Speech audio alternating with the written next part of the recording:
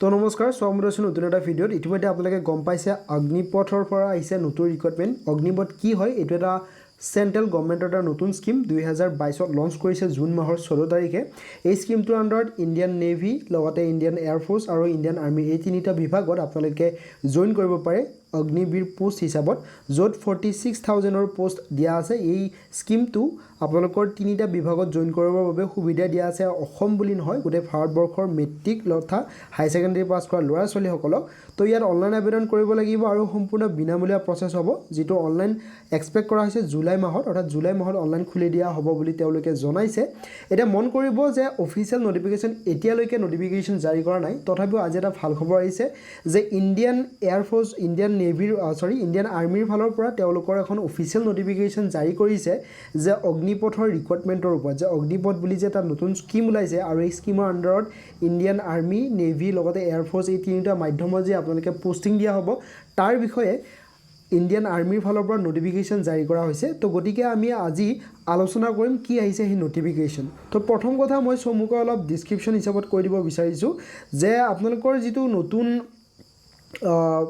অগ্নিপথ আহিছে, এইটো 14 জুন 2022 তাৰিখে লঞ্চ কৰা হৈছে ইণ্ডিয়ান কেবিনেটৰ ফালৰ পৰা এটা স্কিম, য'ত আমাৰ ভাৰতবৰ্ষৰ নতুন ইউথসকলে ইয়াৰ আৰ্ম ফ'ৰ্চসমূহত জইন কৰিব পাৰে আণ্ডাৰ মিনিষ্ট্ৰী অফ ডিফেন্সৰ আণ্ডাৰত।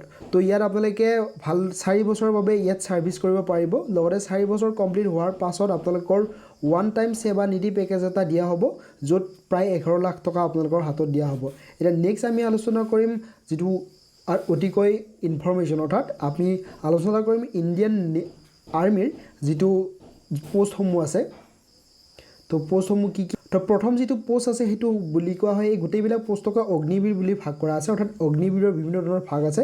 প্ৰথম যিটো আছে এইটো জেনেৰেল ডিউটি, GD বুলি কোৱা হয়। ইয়াত আবেদন কৰিবৰ বাবে আপোনালোকে মেট্ৰিক পাছ কৰাটো কম্পালচৰি, য'ত মিনিমাম 45% মাৰ্কছ লাগিব আৰু 33% নম্বৰ লাগিব গোটেইকেইটা ছাবজেক্টত, অৰ্থাৎ গোটেইকেইটা ছাবজেক্টত আপোনালোকৰ 33 নম্বৰকৈ মিনিমাম থাকিব লাগিব। লগতে অভাৰঅল যিটো পাৰ্চেণ্টেজ, অৰ্থাৎ মেট্ৰিকৰ যিটো পাৰ্চেণ্টেজ, সেইটো আপোনালোকৰ মিনিমাম 45% লাগিব। আৰু বয়স 17.5 পৰা 23 বছৰৰ ভিতৰত হ'লে আপোনালোকে আবেদন কৰিব পাৰিব। নেক্সট আহিছোঁ, সেইটো অগ্নিবীৰ টেকনিকেল বিভাগৰ হয়। তো এই টেকনিকেল বিভাগত আবেদন কৰিবৰ বাবে আপোনালোকে হায়াৰ ছেকেণ্ডেৰী পাছ কৰিব লাগিব আৰু ছায়েন্স ষ্ট্ৰীমৰ পৰা হ'ব লাগিব। লগতে ফিজিক্স, কেমেষ্ট্ৰি আৰু মেথছ এই তিনিটা ছাবজেক্ট থকাৰ উপৰিও ইংলিছ ছাবজেক্টটো থাকিব লাগিব আৰু মিনিমাম 50% মাৰ্কছ থাকিব লাগিব। লগতে 40% নম্বৰ থাকিব লাগিব গোটেইকেইটা ছাবজেক্ট, অৰ্থাৎ ফিজিক্স, কেমেষ্ট্ৰি আৰু মেথছ এই গোটেইকেইটা ছাবজেক্টতে 40% নম্বৰ থাকিব লাগিব। বয়সৰ কথা একে, 17.5 পৰা 23 বছৰলৈকে আবেদন কৰিব পাৰিব। নেক্সট পোষ্টলৈ আহিছোঁ, সেইটো হৈছে অগ্নিবীৰ ক্লাৰ্ক বুলি কোৱা হয়। এই ক্লাৰ্কত আবেদন কৰিবৰ বাবে এইটো টেকনিকেল বিভাগৰে পোষ্ট, য'ত হাই ছেকেণ্ডেৰী পাছ বিচাৰিছে আৰু ছায়েন্স ষ্ট্ৰীমৰ এনি ষ্ট্ৰীম বুলি কোৱা হৈছে, অৰ্থাৎ আৰ্টছ, কমাৰ্চ, ছায়েন্স যিকোনো ষ্ট্ৰীমৰ পৰা আপোনালোকে আবেদন কৰিব পাৰিব। মাত্ৰ 60% নম্বৰ লাগিব। লগতে 50% নম্বৰ থাকিব লাগিব ইচ ছাবজেক্ট, অৰ্থাৎ প্ৰতিটো ছাবজেক্টতে 50%কৈ নম্বৰ থাকিব লাগিব। লগতে ইংলিছ, মেথছ বা একাউণ্ট, বুক কিপিং এইটো আপোনালোকৰ হাই ছেকেণ্ডেৰীত থকাটো কম্পালচৰি, অৰ্থাৎ ইংলিছ ছাবজেক্টটো মেণ্ডেটৰী। তাৰ উপৰিও মেথছ, একাউণ্ট বা বুক কিপিং এই তিনিটা ছাবজেক্টৰ ভিতৰত যিকোনো এটা ছাবজেক্ট লৈ আপোনালোকৰ ক্লাছ 12ত থকাটো মেণ্ডেটৰী বুলি কোৱা হৈছে। আৰু 17.5 পৰা 23 বছৰলৈকে আবেদন কৰাৰ সুযোগ ইয়াত দিয়া আছে। নেক্সট পোষ্ট আহিছে অগ্নিবীৰ ট্ৰেডমেন। এইটো মেট্ৰিক পাছ কৰাৰ পৰা আবেদন কৰিব পাৰিব। কাষতে লিখাই আছে 10th পাছ বুলি। তো আবেদন কৰিবৰ বাবে মিনিমাম কোৱালিফিকেশ্যন 10 পাছ হ'লে হ'ব। লগতে 33% নম্বৰ লাগিব ইচ ছাবজেক্ট, অৰ্থাৎ মেট্ৰিকৰ গোটেইকেইটা ছাবজেক্টতে 33 নম্বৰ থকাটো কম্পালচৰি। লগতে 17.5 পৰা 23 বছৰলৈকে অনলাইন আবেদন কৰিব পাৰিব। নেক্সট পোষ্টটো আহিছে এইটো অগ্নিবীৰ ট্ৰেডমেন। এইটো 8 পাছৰ বাবে দিয়া আছে। তো 8 পাছ বুলি কোৱাৰ লগে লগে ইয়াত কোৱালিফিকেশ্যন মাত্ৰ 8 পাছ হ'লে আবেদন কৰিব পাৰিব। আৰু 8 ক্লাছত আপোনালোকৰ গোটেইকেইটা ছাবজেক্টত 33 নম্বৰ থাকিব লাগিব গোটেইকেইটা ছাবজেক্টতে। লগতে বয়স 17.5 পৰা 23 বছৰলৈকে অনলাইন আবেদন কৰিব পাৰিব। এতিয়া মন কৰিব, ইণ্ডিয়ান এয়াৰফ'ৰ্চ তথা ইণ্ডিয়ান নেভি এই দুটা বিভাগৰ পৰা কোনো ধৰণৰ অফিচিয়েল নটিফিকেশ্যন এতিয়ালৈকে জাৰি কৰা হোৱা নাই, অৰ্থাৎ তেওঁলোকৰ ফালৰ পৰা কোনো ধৰণৰ খবৰ অহা নাই যে অগ্নিপথ বুলি এটা স্কিম ওলাইছে আৰু সেই স্কিমৰ ফালৰ পৰা আমি আপোনালোকক পষ্টিং দিম বুলি এতিয়ালৈকে নটিফিকেশ্যন জাৰি কৰা হোৱা নাই। তো অতি সোনকালে জাৰি কৰা হ'ব। তো প্ৰথম তিনিটা বিভাগ আছিল, তিনিটা বিভাগৰ প্ৰথম যিটো ইণ্ডিয়ান আৰ্মি আছে ইণ্ডিয়ান আৰ্মিৰ ফালৰ পৰা নটিফিকেশ্যন জাৰি কৰা হৈছে যে তেওঁলোকে জনাইছে যে হয় এটা চেণ্ট্ৰেল গভৰ্ণমেণ্টৰ এটা স্কিম ওলাইছে অগ্নিপথ বুলি আৰু এই স্কিমৰ আণ্ডাৰত আমি আপোনালোকক পোষ্টিং দিম কিন্তু এতিয়ালৈকে ইণ্ডিয়ান এয়াৰফ'ৰ্চ আৰু নেভিৰ ফালৰ পৰা এনেকুৱা ধৰণৰ কোনো খবৰ অহা নাই তো তাৰ বাবে আপোনালোকে কি কৰিব আমাৰ যিটো হোৱাটছআপ গ্ৰুপ আছে তাতে জইন কৰিব লিংকটো ডেছক্ৰিপশ্যন বক্সত দিয়া আছে তাতে লিংকটোত জইন কৰিলে আপোনালোকে যেতিয়াই ইণ্ডিয়ান নেভি তথা ইণ্ডিয়ান এয়াৰফ'ৰ্চৰ ফালৰ পৰা নটিফিকেশ্যন জাৰি কৰা হ'ব বা তেওঁলোকৰ ফালৰ পৰা কি পোষ্ট ওলাইছে তো তাৰ বিষয়ে আমি আপোনালোকক জনাম ভিডিঅ'ৰ জৰিয়তে তো এতিয়া আজি এই ভিডিঅ'টোত যিমানকেইটা পোষ্টৰ বিষয়ে মই আপোনালোকক জনালোঁ তো গোটেইকেইটা পোষ্ট ইণ্ডিয়ান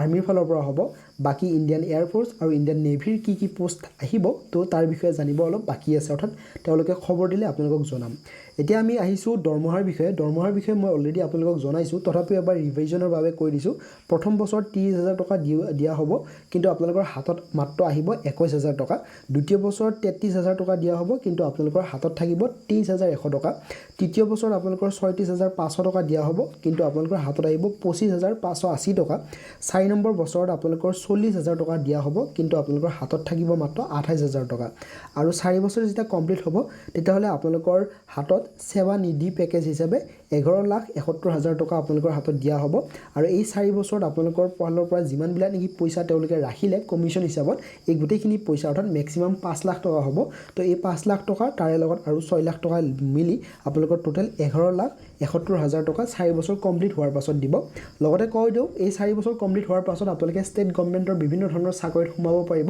আৰু এজ এ এক্স ছাৰ্ভিচমেন লগতে আপোনালোকে এজন ভাল ইউথ হিচাপেও বিভিন্ন ধৰণৰ কামত জড়িত হ'ব পাৰিব সেইটো এটা সুবিধা হয় নেক্সট আমি ইয়াৰ ইম্পৰ্টেণ্ট লিংকসমূহ মই আপোনালোকক ডিছক্ৰিপশ্যন কৰি দিছোঁ ডেছক্ৰিপশ্যন বক্সত যাতে কোনো ধৰণৰ কনফিউজন নহয় ষ্টেপ বাই ষ্টেপ আপোনালোকে চাব পাৰিব অনলাইন এপ্লিকেশ্যন লিংক এতিয়ালৈকে খুলি দিয়া নাই জুলাই মাহত খুলি দিয়া হ'ব বুলি কৈছে কিন্তু যেতিয়াই খুলি দিব তেতিয়া লিংকটো এক্টিভেট হ'ব লগতে অফিচিয়েল যিখন নটিফিকেশ্যন আৰ্মিৰ ফালৰ পৰা অহা অফিচিয়েল যিখন নটিফিকেশ্যন সেইখন আপোনালোকে ডাউনলোড কৰি চাব পাৰিব ডেছক্ৰিপশ্যন বক্সত লিংক দিয়া আছে আমাৰ ৱেবছাইটত গৈ অফিচিয়েল নটিফিকেশ্যন এয়াৰফ'ৰ্চ লগতে অফিচিয়েল নটিফিকেশ্যন নেভিৰ এই দুখন কামিং চুন দেখুৱাই আছে তো কেতিয়া আহিব তাৰ বিষয়ে এতিয়ালৈকে খবৰ অহা নাই কিন্তু যেতিয়াই খবৰ আহিব আপোনালোকক হোৱাটছআপ গ্ৰুপৰ জৰিয়তে প্ৰথমে আপোনালোকক জনাম লগতে টাৰ্মছ আৰু কণ্ডিশ্যন যিটো ইণ্ডিয়ান আৰ্মিৰ যিটো টাৰ্মছ এণ্ড কণ্ডিশ্যন আছে সেইটো আপোনালোকে পঢ়িব পাৰিব ডেছক্ৰিপশ্যন বক্সত লিংক দিয়া আছে লগতে অগ্নিপথ স্কিমৰ বিষয়ে কিছুমান কুৱেশ্যনছ আছে আপোনালোকৰ হঠাৎ স্কিমটো কি কেনেকুৱা কি তাৰপিছত 4 বছৰ কমপ্লিট হোৱাৰ পিছত ক'ত পষ্টিং হ'ব যদি কিবা কনফিউজন হয় বিভিন্ন ধৰণৰ কুৱেশ্যনছ